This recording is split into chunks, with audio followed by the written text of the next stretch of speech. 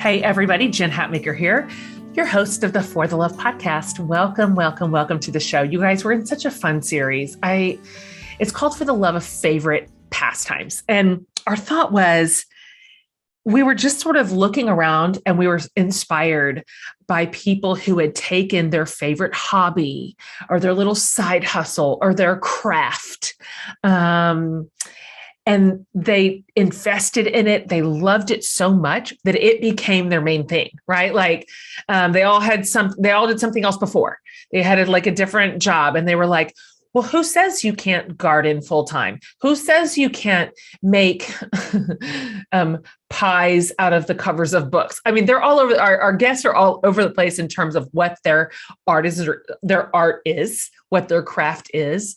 But the stories are similar. There's just so much inspiration behind them, and I have absolutely enjoyed every single interview I've done for this series. So over the past few years, one area of the Instagram and TikTok world that we have seen explode in popularity is just this love for plants and gardening. If you're like I used to be, for sure, that just didn't register for me. That was never my genre that I was good at. I think I felt overwhelmed by it. And so I just thought, boy, this feels like a lot of work or just something that I'll be good at failing at, right? I used to be a plant murderer. And so that was just not a space that I would lean into. But as some of you know, because I will not stop talking about it, I'm the worst. I have started anew with plants, and it started in the summer of 2020 when everything unraveled in my life. And my best friends gave me 2 little hanging plants. And that was the beginning of it for me. Like, it was just, I tell Marcus this story here in a minute, but it was just so important to me to keep those plants alive. It felt like a metaphor for my whole life. Like, we are going to live, we are going to water, we are going to get sunlight, we are going to thrive. We might even bloom. Right. And then those plants became 2 more and then 2 more and then 2 more. And now I just am a plant. And then I'm a yard person. It's just growing in this like wonderful space for me. And so, I mean, the jury's still a little out if I'm going to be a full-on plant mom, but I am trying, and they do bring me a lot of life and a lot of joy. And so if you want to be a reformed plant parent, or are giving plants or gardening a shot maybe for the first time, or you already love them. This is the garden is your happy place, right? We have the best inspiration via our guest for this episode today, which is none other than Marcus Bridgewater, aka Garden Marcus, online to the show today. Marcus is insanely popular on Instagram and TikTok, where he shares like both technical and also inspirational talks about growing your plants, growing into who you are meant to be. And so Marcus is a content creator. He's the CEO of his company called Choice Forward, which he'll tell us about. He offers workshops, presentations, life coaching, all kinds of stuff to basically empower people and strengthen communities. His outlook on life is so lovely. You're going to love him. He is, it's like, talking to Marcus is like sitting in like the warm sun. That's how it feels. He also has a new book coming out, and it's called How to Grow, Nurture Your Garden, Nurture Yourself. And he talks about his journey through mental health and fitness and spiritual awareness, what it meant to go from absolutely no knowledge of plants at all to who he is now, nurturing both them and himself. Like, he's funny, he's darling, he's smart, he's wise. I think Marcus is the type of leader and teacher that is helping to create the world that we are all hoping for. The one where we are flourishing and we are connected, and we are growing and we are healthy. And I I just find myself kind of basking in his glow. You are absolutely going to love Marcus. I can't wait for you to follow him online and on his socials so you can see the special brand of magic that I'm talking about. But you're about to pick up on it during this incredible interview with the darling, the wonderful Marcus Bridgewater. Marcus, welcome to the For the Love podcast. I'm so happy that you're here. This is a big week for you. We were just talking about it. I'm so excited for you. Before we get into it, I've told my listeners a little bit about you already, filled them in on just kind of a little of your story. But for those of my community who are new to you, new to your work, could you kind of like high level for us who you are, where you are, and kind of like what it is that you do? Okay. I'm a lifelong learner. I'm a plant enthusiast. I'd say I'm a member of the unofficial positive choice making club going on 10 years. I'm a former educator and administrator. Right. I'm currently the CEO of Choice Forward and the personality behind Garden Marcus. I'm the author of How to Grow, Nurture Your Garden, Nurture Yourself. And what I do is foster community by reminding people how we get there. And that's with each other, not through each other. And I aim to inspire and motivate wherever I go. Okay. That is a tight bio. Like you workshop that into shape. I'm taking notes right now. Like, listen to this. And I tend to just ramble. That's incredible. Can you, before we get into all the incredible things that you do with plants and life and inspiration, when you say you were a former educator, can you talk a little bit more about that? What did that look like for you? I was a technical director. I had a private preparatory, and I was also promoted to building supervisor and site administrator of the multi-million-dollar facility that was the Performing Arts Center. And I created the curriculum that taught the kids how to take the theater concepts from script, which is just the words, into the ideas of what they could see in their minds, into taking that to drawing on paper, and then all the way through how to construct it into a 3-dimensional working set that you can paint and light and run sound and run a show. And how do you do that? And then how you take it apart and all of the facets of what it means to go from literally A to Z in thought to execution in terms of design and entertainment. That's so great. Like I can see the through lines of aesthetics and beauty and craft and structure. Like I can see the link between what you did and what you do. But for people who are like, oh, awesome. Like he was like deep in the bag on, education, but yet Jen has him on the podcast right now to talk about plants. Right. Like how did you get from that place that you just described to where you are now? Oh man. Because you took a hard left. It's quite the journey. So like, I'll say a couple things about it. So my love for nature came from growing up in the country and finding endless joy exploring woods in my adopted grandmother's house, right? Like, so in that house, we had access to an incredible land. And then years later, so that starts off the appreciation for just nature in general. I was always kind of like, oh, let me just spend some time outside. Then years later, what got me into plants again was my oldest friend's mom owned a nursery, and she gifted me plants as a housewarming gift. I got them home, and I wound up killing more than half of them within a couple months. Of course. And many of which I still miss today. They were a kind of exotic and healthy. I really don't cross anywhere because she's literally next level. You talk about master gardener. Oh yeah. She would be like the master of the masters. And so I was determined to keep the rest of them alive, and I did my best to learn about what I got wrong. And Then a good friend of mine told me about discounted plants, and department stores sometimes will sell their throwaway plants at a discount. I went around and I bought hundreds, and I don't exaggerate when I say that. I literally I bought hundreds for dirt cheap. Yeah. And a lot of them were like on their last lifeline, like yeah.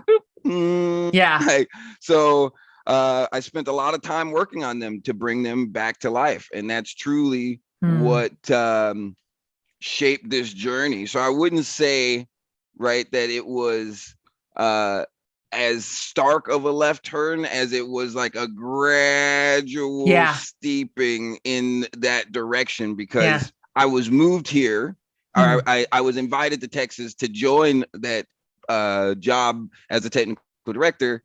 And as I did that, and my hours increased, and the amount of things I was doing increased, the garden became this reprieve. And that reprieve actually re-energized me, making me better at what I was doing, meaning that I got more to do at what I was doing, which means I needed more.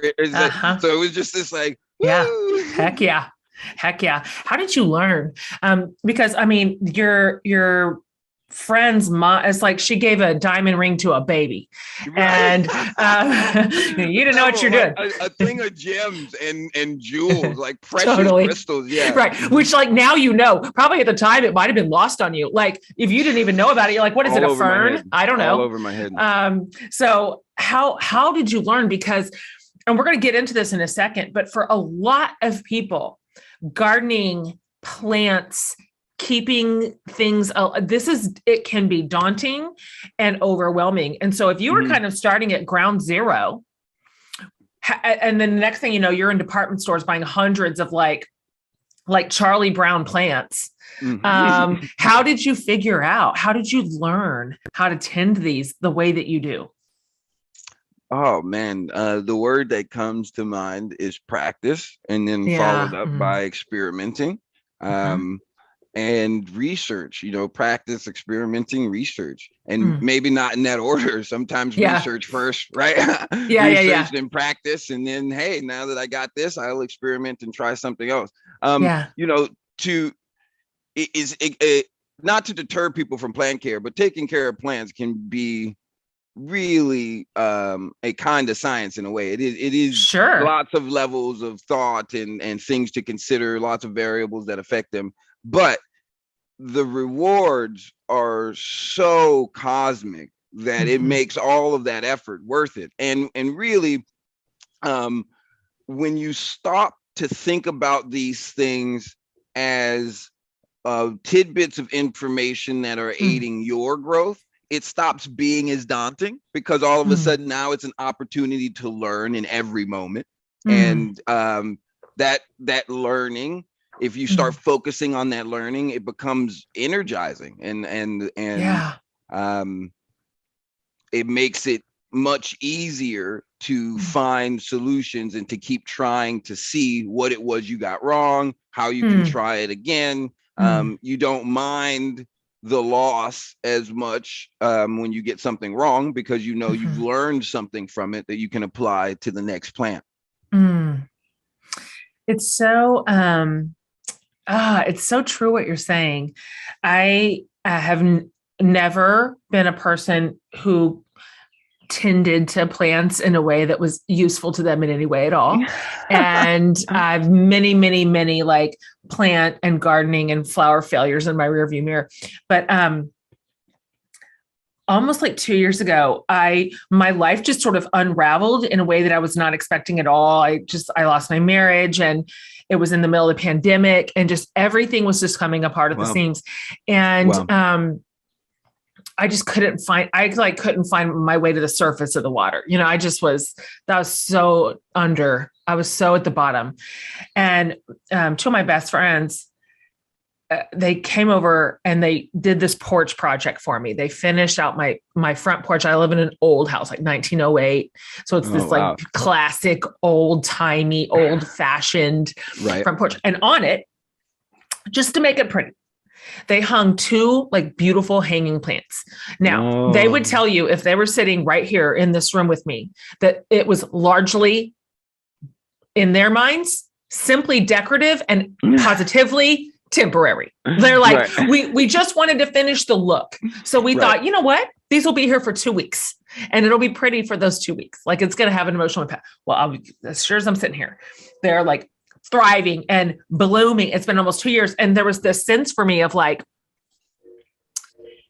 if I can pay attention to these plants, if I can keep these plants flourishing and well watered and pruned and turned to the sun, if I can keep them alive, I can keep myself alive. Right. And there was a real correlation to it. Marcus, honestly, to this day, everybody in my community, they know about those two plants because I will not stop talking about them. Like I'm just still so enamored with my living plants that now I have a whole patio full of them. I'm like, amazing. It is science and it's also a little magic. Like, and anybody can do it, really. Like, absolutely, anybody can do it. And golly, the failures have fueled a lot. I've learned like this is when you need to repot. This is what you need to do to prune. It's all learnable. And so I know for a ton of people, gardening is like, it's daunting, right? And so it feels like pressure. So I'd love to hear how you were not a natural green thumb, but that you learned. I love your story so much. What were some of your very earliest favorite success stories? It's almost like kids. Like you keep some of them alive and they're doing all right. You're like, look at me, I'm such a good plant parent. Like, what were some of your favorite plants that right at the beginning of your sort of learning curve, you're like, oh, I love these. I love how they look. I love how they feel. I love taking care of them. Well, for me, it was pothos and sweet potato ivy. And for the longest time, I thought they were the same plant. I didn't know the difference. And I thought that the vining of any plant meant that it was a similar plant. And so it's like, oh no, all kinds of plants vine. Again, that was my novice speaking. So one of the times getting both plants to propagate by cutting them and accidentally putting them in water and learning that they were growing roots, and then finding out that this is actually there's actually a term for this, and it's called propagating. Mind blown. And all of a sudden it's like, holy cow, you can like create more plants from the actual plant that's there. Mind blown again. So yeah, those were some of my earliest success stories, is getting a plant that had gotten really long and I had to cut it because of where it was, and taking those cuttings and turning them into more plants. So there was no waste at all. It was just like recycling growth. It was that was probably some of my earliest joyful moments in the garden and like aha moment. So this is a part of your special brand of magic, is that not only are you just a prolific and incredible gardener, obviously you've turned this into, this is your whole deal. Like, this is your whole deal now. It's your work. It's your job. It's your career. But it's also your love. Because obviously gardening is an enormous genre, and there's people who are just frankly obsessed with plants and soil and pots and how's the word? Propagating. No, did I get that right? Propagating. What'd you call?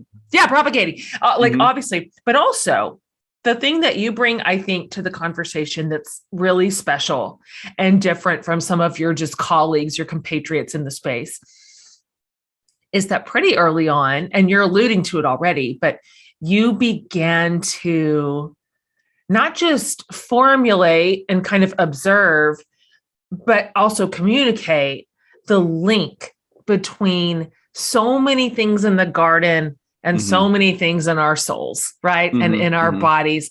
Like, I would love to hear you talk for a minute about some of those earlier moments where you're doing whatever you're doing. You're pruning, you're watering, you're moving something, you're trying it in a different sunlight. You're uprooting it, whatever the thing was that you were doing technically, that your heart and mind started latching onto. And you're meaning how it lined up with the philosophy and where those things came through. Okay. So for me, what happened was, as I was taking care of the plants, and we go back to that science part where it was like, oh my God, this is daunting. There's so many variables to consider. There are so many elements to consider. But then I realized, as you consider all those parts of the plants and the variables, and the effect of them, you can see a parallel between that and people. So for example, the parts of the plant are the roots versus the stem versus the leaf. And the variables would then be the soil, the water, the sunlight. Because these parts and variables interact with each other and affect the plant as a whole, again, the amount of equations you can pull from that for a lot of people is just too much. The thing is, this is exactly like people. It's exactly like people. So we have our mind, our body, our spirit. We're affected by community and environment and our inspirations. We all have varying parts of ourselves that come together that make us who we are. So as I started to see this correlation, I was like, well, hold on. For me, science is the study of life. It's humanity's culmination of the study of life. Most of that study has been done through experimenting. Plants are a key part to life. So studying plants is like accessing a back door to life that we all have a key to. And we could just go to woods or plants near us at any moment and access this back door and learn about ourselves. So it's like, well, holy cow.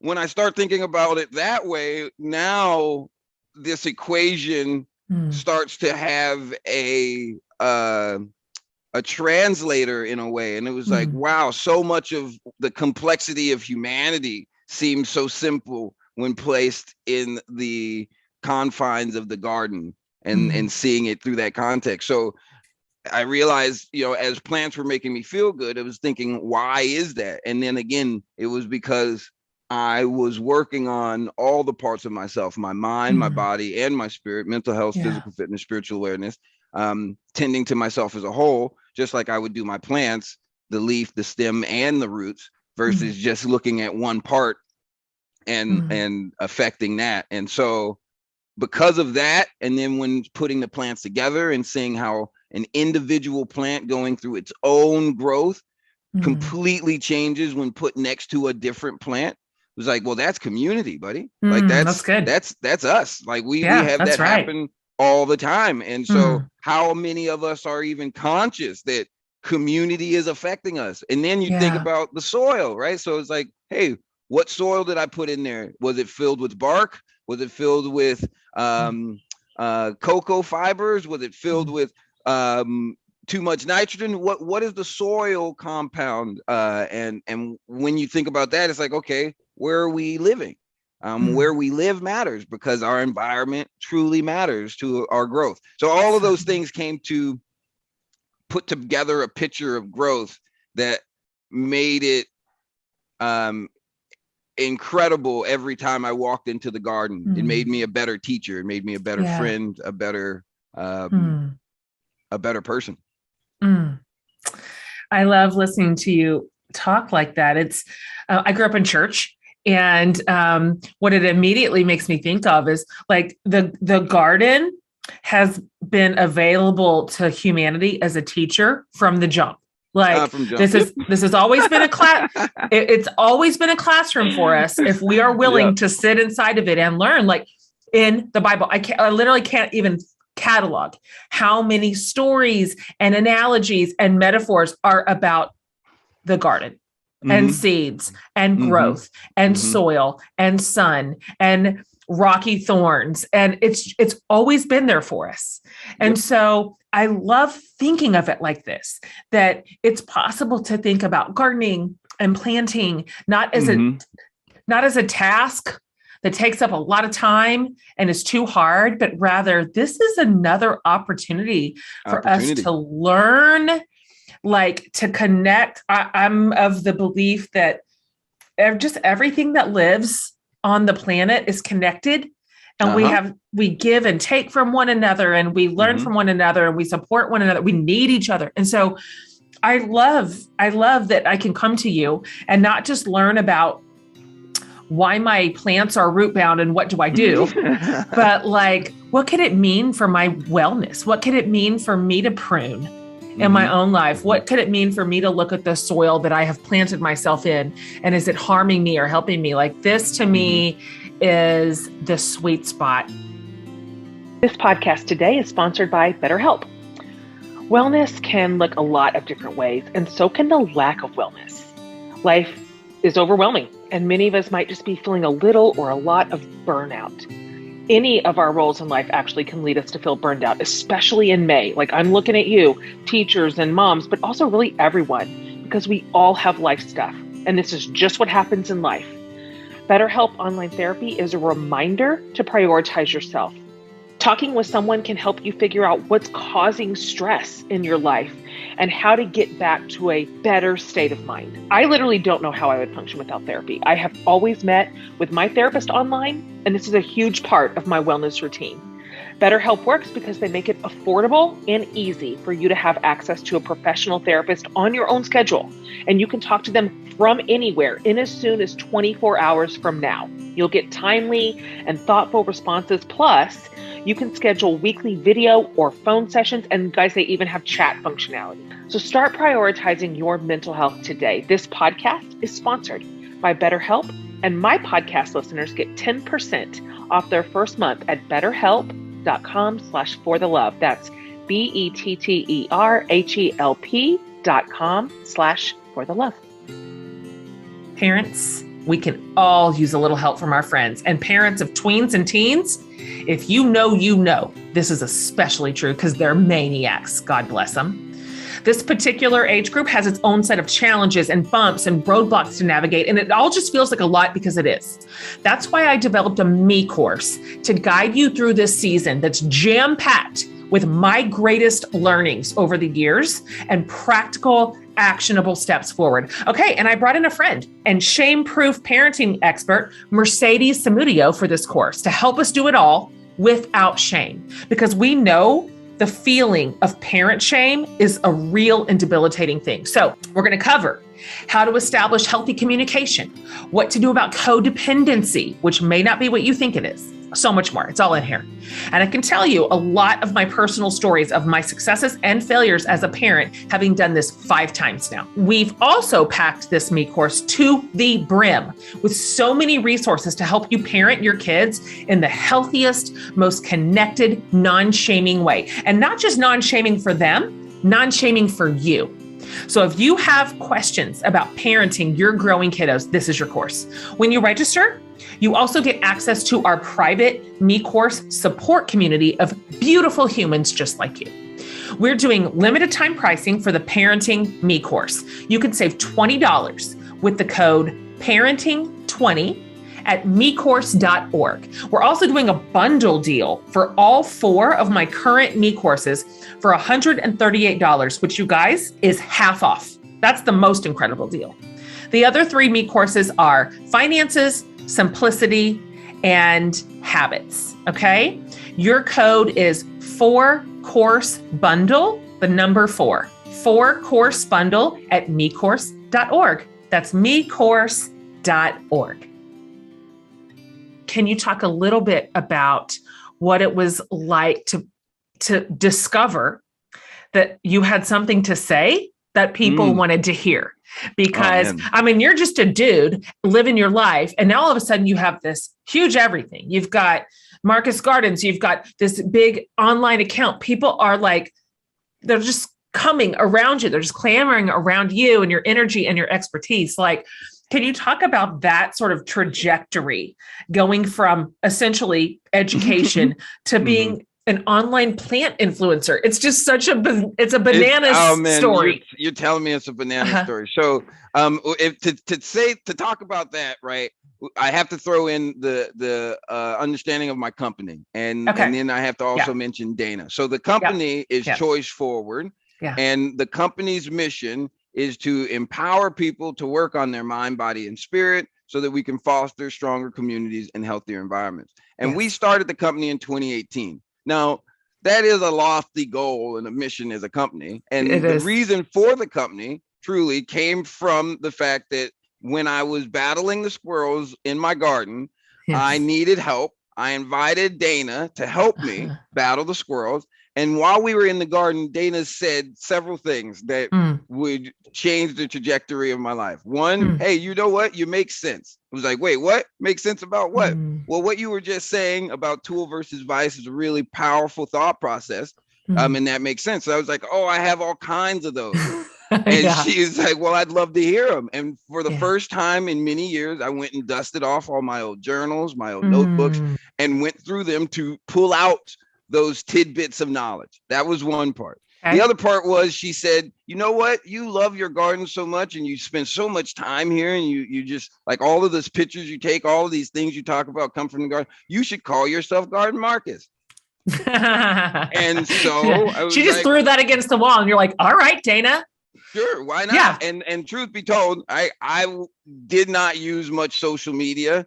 I did not have a smartphone for the majority of the last 10 years. I was like not capable of interacting online well. I didn't know what DM meant. So I was that dude. I love it. Grown man don't know what DM is. And so she helped me change those things about the Instagram, so to say. Okay, now move forward. One of the students I'd had while I was teaching, he became a friend. And he had gone off to college. He came back from college and on a break, I think he was in his junior year. And he says, hey, you know what? You've got to put your essence on TikTok. And I said, wait, what? Why? And he was like, as a means of selling and like promoting Choice Forward, because I think a lot of people want to be empowered, but they don't have access to know that you exist and to know what you're sharing. So I was like, okay, that's great, but I don't see how it's going to be useful on a calendar app. But if you think, putting this on a calendar app, and he's like, what calendar app? TikTok's not a calendar app. And I'm completely shocked. God. Well, I'm what dying. What could it be? A calendar app. So, oh my gosh. Come to find out, it's not a calendar app. No, it isn't. So between that time, right? That's like so in funny. that short time, it was like 3 days. I and Dana sat down to think about what was possible. And their suggestion was to do what I was already doing with them, which was just walk around the garden and be like, hey guys, here's a thought, right? And think about how this thought connects to these things. Woo! And they were like, you just do that. And so I did that, and here we sit today. And so the ride has been really epic because I've been really concentrated in the last 10 years on trying to share kindness, patience, positivity, and do it in a way that was direct, deliberate, and without delusion. And I add that last part because there's a lot of people who want things to just be happy. And I'm not one of those guys because I didn't have the luxury of having a happy life. So, but I refuse to let those hardships keep me from being positive and solution focused. And so sharing my thought process and finding out that others out there want that has been incredibly humbling and rewarding. And it's also energizing, and with great power comes great responsibility. So there's this idea where as I've felt the amount of people who sent me letters and thank you cards and so much love, I feel empowered to continue to do what I'm doing and be an even better version of myself, and share that with the world so that we can all grow together. I love it so much. And then the next thing you know, we're about to get into some nitty gritty plant questions, but the next thing you know, you are writing a book. Like life comes at you fast, man. Can you talk a little bit about your book? And of course, writer to writer, I'd love to hear how you found the writing process, because this is also a craft, but it is very different from the garden. And just requires a different discipline and a different type of energy. And so I'd love to hear like the brass tacks of what the writing process was like for you, but also tell us about your book, and what you're hoping your readers are going to walk away with. Well, I will tell you, I have never been taxed this way in my life. And I have worked 90-hour weeks consecutively for months at a time. And so I say that because truthfully, the writing process requires so much spirit involvement that the tax on the mind and the body is epic. It's so there is a kind of recovery process that is necessary that I didn't even realize was happening to me until we got to the point of turning it in. And I was like, oh my God, I'm breathing for the first time. I'm sleeping for the first time. I'm like really like, and it was just like, and if when I do this again, God willing, there's books to come in the future. I will know how to pace myself better, because this being the first time, I didn't realize how deep I dove and how long I spent submerged. Yeah. Right. And so it was an incredible process. And it's my first book. It's titled How to Grow, Nurture Your Garden, Nurture Yourself. I'm so humbled and honored to share it with you all. Shout out to my publishing team at Harper One. Literally, they are some of the best people I've worked with on this side of the hemisphere. But my agent is in London, so love you too, man. How to Grow is a self-help book written through the lens of the garden. It goes through an introduction, mental health, physical fitness, spiritual awareness, and a conclusion. So it's 5 parts. The book is a result of my lifetime of learning and figuring out how to grow through both positive and negative experiences.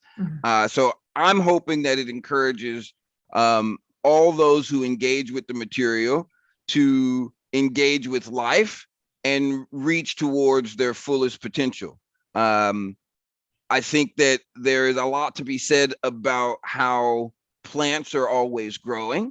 And I think we can do better if we emulate the growth patterns around us.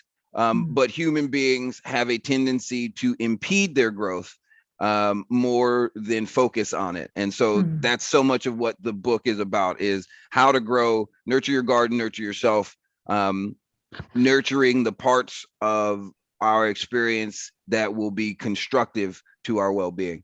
So great. So happy for you, like proud of you for that amount of labor.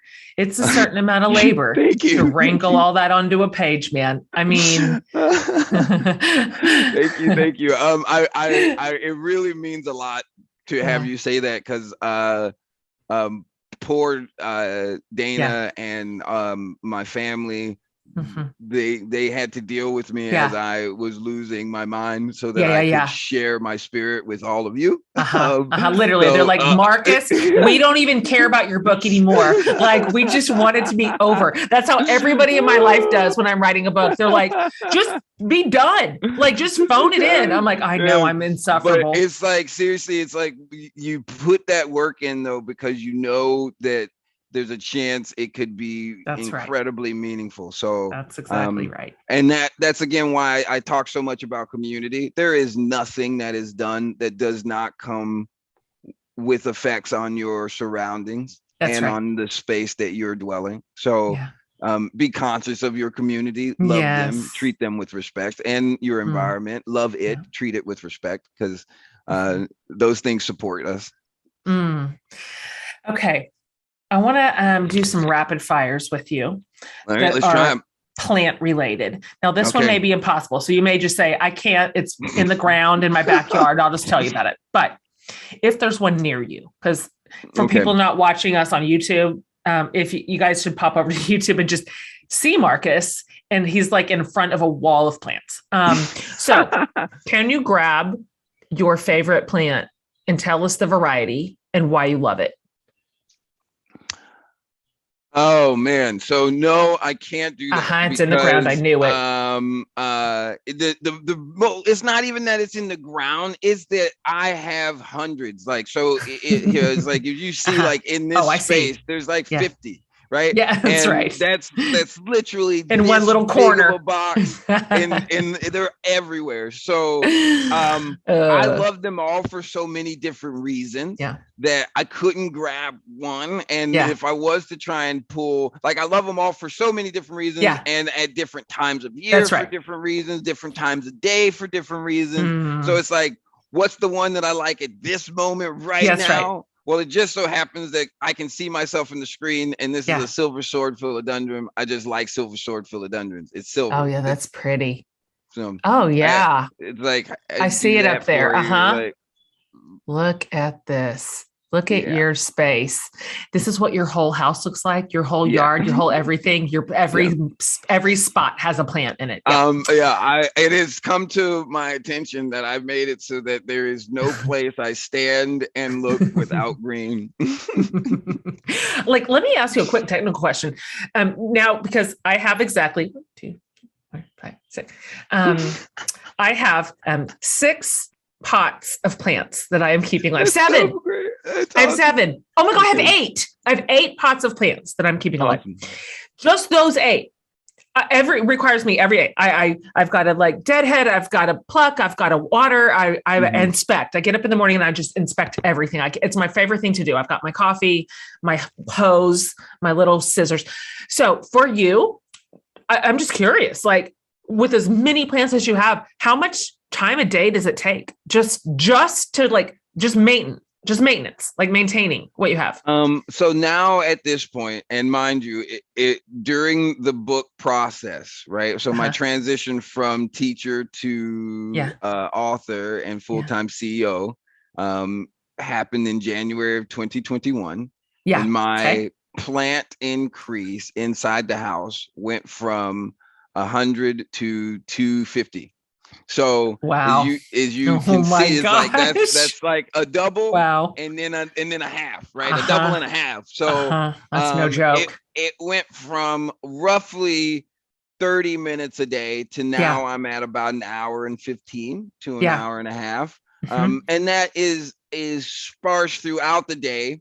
Okay. And that's just all kinds of tinkering. That might be moving these propagations, and then moving these seals, or maybe that, replanting the right. So it's like, it's all over the place. And I find that when it comes time to watering, I feel this swell inside me that it's like, I've got to do it. And that'll take like 3.5 to 4 hours to water everything. And that's just inside. Oh man. Oh gosh. But again, I let that be spaced out unless I'm going to go on a trip. And man, when you're going on those trips, man, those 3.5 to 4 hours are epic. But otherwise, it's like that's spread out throughout the week. So it's like, you don't notice. You can't go anywhere. Nobody can manage your plant situation. Like, you can't be gone longer than 5 days. I don't care where. I don't care what you want to do. The max is 9. The max is 9. You know it. It is true. I know it. And it's so crazy because it's like, I love my plants. I love them. And I'm like, oh man, I can't really go anywhere because this is just, there's so much nuance to what I do. It's so true. That like, there's no way to expect anybody. I had a family friend come to try and water them. And also my neighbors. And I felt so bad, like in like the first 5 minutes of explaining, I was like, let's just go nowhere because I've not covered anything. We haven't even really started. Like that's just the intro. Like it's so true. And then you worry the whole time. Last summer, and I'm doing it again this summer, I took a whole month. I had a kid. My youngest was at camp. She was at camp for a month. And I'm like, I'm going to take a month and I'm going to go to Maine. And I lived in Maine for a whole month. I called it Me Camp. Anyway, at the time that I still only had my 2 plants on the front porch hanging. And so a couple of my sons were home while I was gone. And we have all these like text threads where I am like, I'm texting them. I'm not asking them how they're doing. I'm not asking them if they're eating. I'm not asking if everybody's getting to work on time. I'm like, I need a picture of my plants. And I even told my boys, I'm like, the first person who sends me because I left strict instructions. The first person who sends me a picture of my plants alive and beautiful, I'll buy you a tank of gas. Like, I care about my plants. I wasn't even asking about my kids. Right. I'm just like, I do work. If I come home to dead plants, I will bury you right next to them. Okay. Mm-hmm. So I understand what you're saying. All right. Okay. Off the top of your head, what is the easiest plant to take care of? And what's the hardest plant to take care of? I realize you could pick a million things here, but if the people are listening going, I am the worst, I need to start with the lowest hanging fruit. And I want a challenge. Okay. So I'm going to say pothos, snake plants, and bromeliads are the easiest plants to care for. Okay. I'm gonna say Dieffenbach and philodendron are some of the hardest plants to take care of. But I'm gonna give a caveat to that. Don't stay away from anything that calls to you. Learn what it needs and see if you can adapt, because that's how you grow. So I like it. As hard as it is, get out there and try. Do you have a plant that has bested you? Oh yeah, you do. I have a many that have bested me. I mean, it depends on which way you see it. One plant bested me because its roots were stronger than my shovel, and I was the first time I snapped a shovel and found myself on my rear. Wow, what was it? It was an asparagus fern. And those things root deep, dude. They root really, really deep. And I snapped it and found myself right there on my tail. Okay, good. Plant 1, mark is 0. Plant 1, mark is 0. There are some plants that the aphids love so much. And for the life of me, I can't get ladybugs or any of the aphid friends to come, or the aphid competitors to come and balance them out. So those are the plants. Now one of those would be my strawberry plant. Like, I've got a strawberry plant. I'm waiting so hard for the strawberries to actually grow. But it seems like there's constantly a problem with my strawberry. So that would be what I would say. I had a backyard garden for about 6 years that was all like producing. So it was peppers and tomatoes. And when I tell you, the plant that bested me year after year after year, and I tried it all, were my squash plants. Like, understood. They were so beautiful. Oh my God, come out. Their leaves are so big. And I'm like, they're gorgeous. Next day I'd come out, they're flat to the ground from the squash borers. The squash borers are my mortal enemies. I packed the stems. I did the whole, I excised it with an X-Acto knife. I'm just telling you, I finally just went, I surrender. I surrender, squash. I will buy you at the grocery store. That's where we're at. I can't. Now, okra, no problems. No problems. My best friend. Awesome. My best friend. Okay. Awesome. Talking to plants. Yes or no? Oh, yes. Yes, absolutely. Okay. And here's my why. Okay. All living things respond to vibration. Your voice is a collection of vibrations. And so this means your voice can be a valuable tool if you use it wisely. For all those who want to know more, they can look into my kindness, patience, positivity philosophy. Is up and down the YouTube, TikTok, and Instagram and whatnot. So it's there and out there. But vibrations truly, truly matter. So be conscious of how you use your voice, because if you're not using your voice with kindness, chances are you're not building community. Isn't that the craziest thing? The data on this is unambiguous. I mean, if anybody thinks you're just talking like woo-woo talk, you just need to go to the internet and look at it. This is data driven. You know how crazy it is to find out like all of these things I had been talking about, because literally I found them to be true in life from my own personal experience. Now science is like, hey, buddy, you are on. I'm like, well, no kidding. I could show you case studies. And now like science is there to be like, oh man, back them up. So I'm hoping that this means we'll see a tide change in the future. But I'm also conscious we're up against the world, and the world has its own roots, right? And the roots of the world have been established in anger, animosity, fear, destruction. And so when you think about the tree that exists, that is our world, that has those as its roots, we have a heck of a task in front of us to create a new forest. That's good. And to reshape those trees, to fertilize the ground so the roots change. That's a heck of a task, but I think it's possible. Oh God, I could talk about that forever. I really love that. And there is something really profoundly important and fascinating about that sense of like vibration and what a living thing takes in through this. Like I have people tell me a lot, because I just have this just in general sense of well-being in the world and being well loved. And I'm glass half full like you. I just have a positive nature about me. And people ask me about that a lot. I'm like, we kind of grew up sort of poor, honestly. So it wasn't like I grew up in affluence at all, but I grew up with parents who just constantly told us how great we were. Like we just had a nurturing home with words. The words in our home were encouraging. They were positive, and they like were meant to uplift. And they literally shaped my soul. Like it shaped my entire worldview and way of thinking. And it does matter. The way that we are talking, the words that we are saying, it matters to our plants. It matters to our partners. It matters to how you think. It matters to how we think. That's right.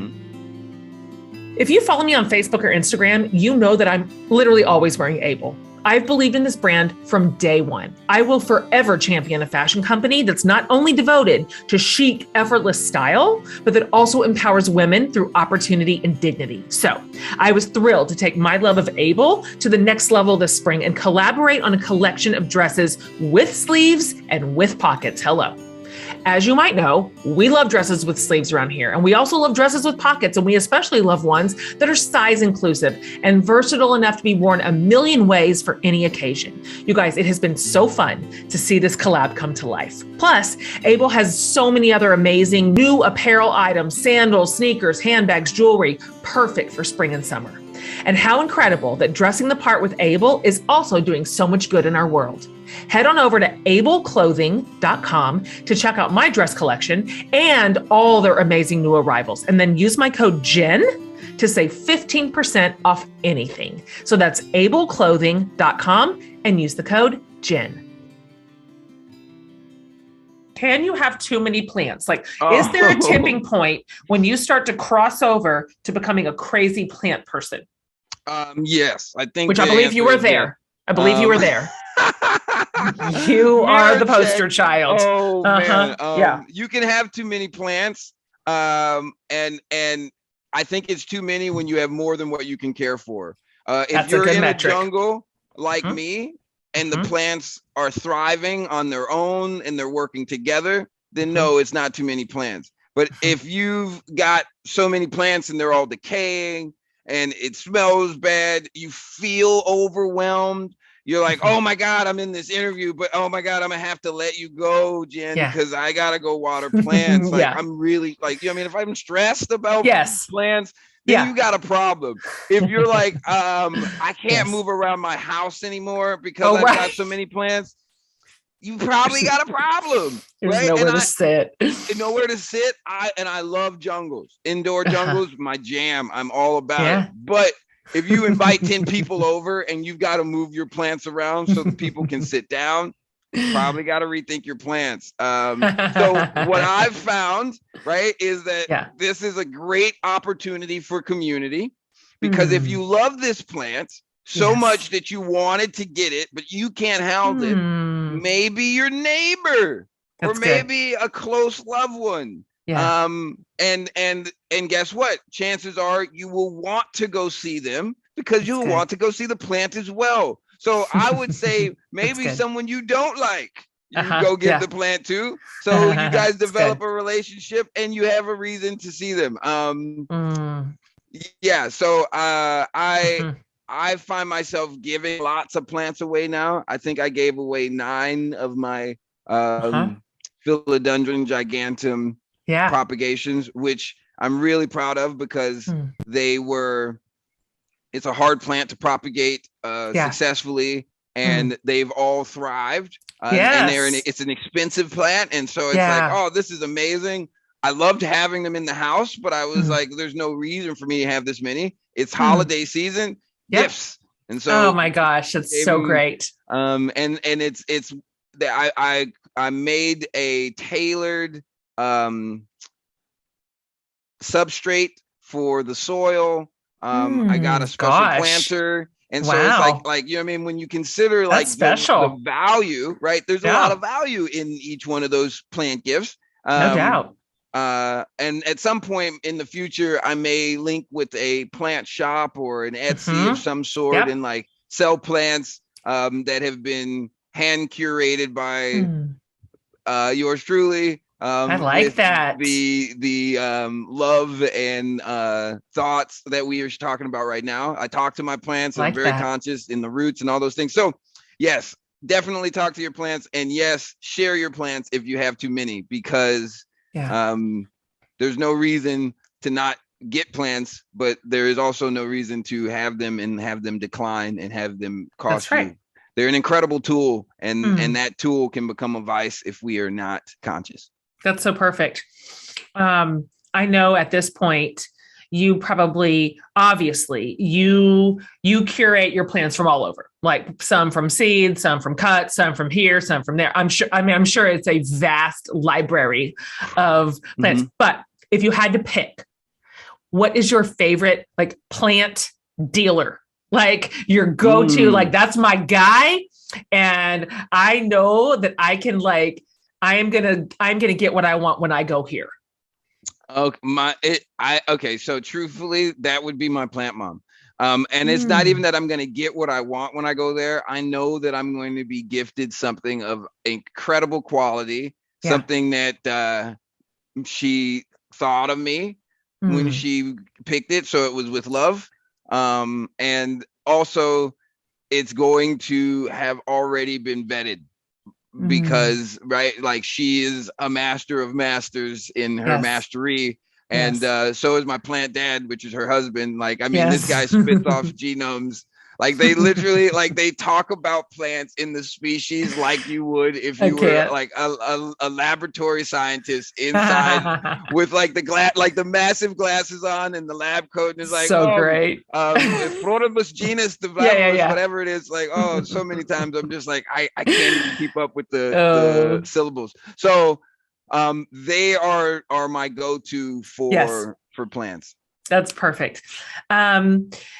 Again, you probably have a whole tool shed worth of tools at this point, and they all matter. They all have a function. However, if you had to pick, like this is my number one must have tool or gadget that makes gardening easier, quicker, more effective, whatever. The one you're like, I can't live without this one for sure. Oh yeah. Right. That's like asking a cook, what's your favorite kitchen tool? I'm like, oh, right. And Lord. it's like, I mean, and I'm like, a pot, you know what I mean? It's like something to cook with. I'm going to say my watering cans. Like, I like, of course. Like, without the watering can, I can't be as precise and reach the plants that like I have in the air the same way. Yep. So like the watering can that's clear, that has a really long nozzle with the tip at the end. So like it's ergonomically functional. Those are my jam, man. I go to that. Outside of that, I think the one that is the most uncommon that is my go-to is the bamboo straw, to provide that extra aeration into the middle of the soil. Oh, okay. That I did not expect to hear. Do all plants need that? I'm not going to say that because every plant's different, you know. Do most plants need that? Maybe most of my plants have responded well to it. And you know, when you think about what happens to so many plants about the consolidation in the soil, right? After you water and you start to notice after it dries out, it's really hard. Right. So that same thing has happened on the inside, but just that straw, adding that little bit of airway in there, provides some reprieve in the planters I've found. So, I got a couple of plants I'm thinking about right this minute that are just so dense. They've gotten so dense. Maybe that's what they need. Did you just get that on Amazon? Bamboo straws? And that's another thing. I'll just search all over. I made a video on bamboo straws, and I watched bamboo straws disappear and prices go up. So I'm like, it's a really wild world to be in when you're like, oh man, I think we might actually have influence. Oh shucks. I'm dying. Okay. 2 last questions. Obviously gardening is relaxing. It can be. It's therapeutic. It's quiet. It's I can see how that would be like a wind down activity. But when you're not doing that, what is the activity that you reach for? We're like, I am going to relax. I am going to unwind. I'm going to check my brain at the door. This is the thing that's going to like renew my reserves back to the top. Outside of gardening, I cook, I clean, and I create with music. And that's usually through piano or guitar. I write poetry, and journal. Like those are the things I really do to focus on my rekindling and recharging. You're a creative on a lot of levels. Okay, Marcus, last question. Every guest on the show gets this question, and it's from a priest that I love. Her name is Barbara Brown Taylor. And you can answer this however you want, man. The answers to this run the gamut from like earnest and like tender to like absurd and obnoxious. And so we'll take anything. Her question's, what is saving your life right now? I would say it's the wholesome root metaphor, because it keeps me focused on making productive choices and keeps me focused on leaving a positive impact. The idea is that we need to plant seeds of love, kindness, patience, and positivity so that we can grow wholesome roots that will yield trees of prosperity, which will then yield fruits of success that we can all enjoy. And I think that if we are more conscious of those seeds, we can live in a future that has a forest of prosperity for us to all enjoy. I love that. That's absolutely beautiful.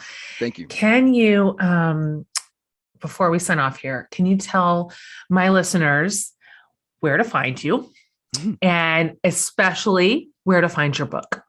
Okay. You can find me on the internet. You can check out choiceforward.com. You can check out gardenmarcus.com.